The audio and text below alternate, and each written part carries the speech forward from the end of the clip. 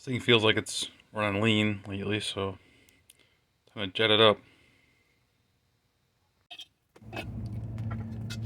These AFB carbs are nice and easy to tune. The metering rods on top under these little plates are really easy to swap out. Just pull your air cleaner off, loosen the screw up a little bit, and then flip the little metal cover over and swap out the rods for a fatter or skinnier rod. Get your desired air-fuel ratio. Gotta pull the three little clips off on your fast idle cam, your accelerator pump, and your choke if you have it. I do like these electronic chokes. It's really good in these carburetors. And I also like to run the metal fuel line on all my carburetors.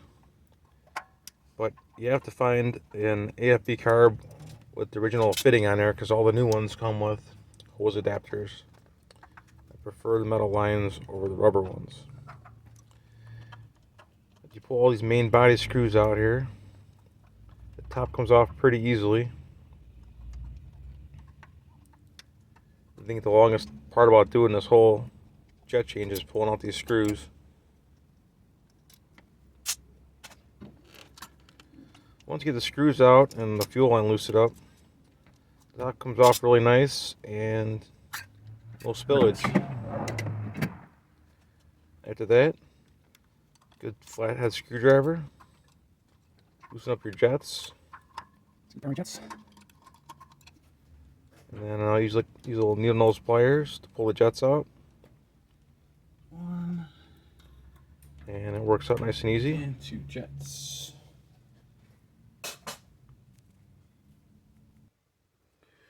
We're going from 410 or 407s to 410s. Now we're going to reverse the process. Gotta put our jets back in with our needle nose pliers. Get our screwdriver and get the jets back into place. They belong. Get them nice and snug down. Don't over tighten them. So you'll get them back out again if you want to swap them out in the future.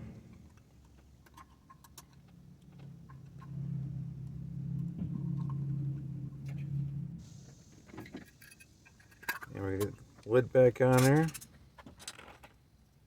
And put all of our screws back in.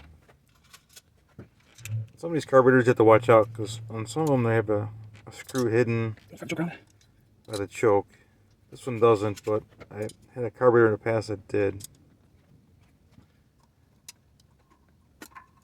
Let's get all these screws tightened back down. Again, this is the longest part of changing the carburetor out. These screws.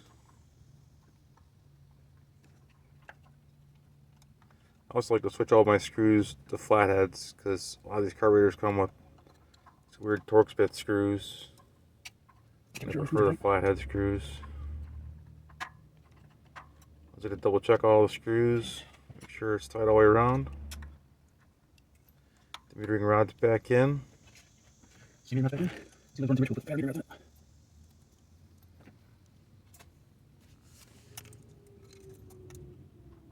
the little lids back over and tighten them down.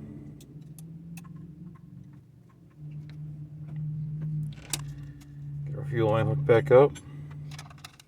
Use my line wrench so I don't strip out my nut on my fuel line.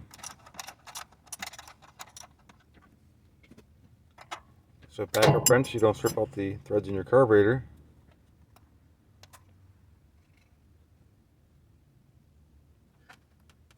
Make sure you get all your little clips back in and try not to lose them, or at least have some extras if you do lose them.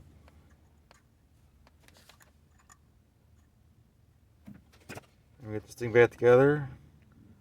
We're going to take it for a spin and see how she does. And then any other finer tuning I can do, I can swap out the metering rods for fatter ones or thinner ones and see how she runs.